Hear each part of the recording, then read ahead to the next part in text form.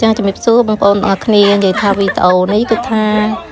ចិត្តមកទៅតំបានកាត់ចឹងមានពេលជុំគ្នាអញ្ចឹងបងប្អូនបានជុំគ្នាម្ដងនិយាយថាសប្បាយចាហ្នឹងក៏ថាប្រជុំដល់តារាល្បីទៅមករះចេញថ្ងៃហ្នឹងអញ្ចឹងណាបងប្អូន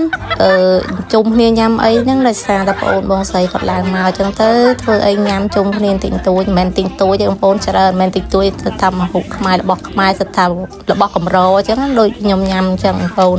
គឺថាអង្កែពេលហ្នឹងចង្រិតអីចឹងអីហ្នឹងគឺថានៅក្រែនេះគឺថាថ្លៃហើយមិនងាយនឹងមានទៀតអញ្ចឹងណានិ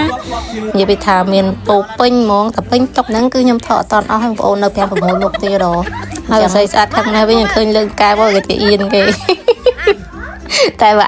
មិនសិនជាឲ្យវិញគឺថាដាក់មាត់ញើបជាងគេតែម្ដងថា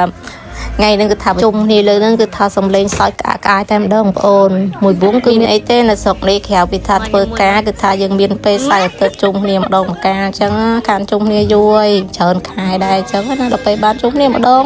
និយាយពីថាសុបាយអើយសុបាយនិយាយហើយទៅខ្ញុំក៏ឆាប់មកផ្ទះដែរអញ្ចឹងដោយសារតែស្អែកឡើងកូនទៅសាលារៀនយើងទៅធ្វើការធ្វើងារអញ្ចឹងណាតាមពិតចិត្តក៏មិនចង់មកដែរបងប្អូនអើយថាមិនងាយបានជុំគ្នាអញ្ចឹងណាហើយទៅខាងនេះបើថាបងខាងនេះ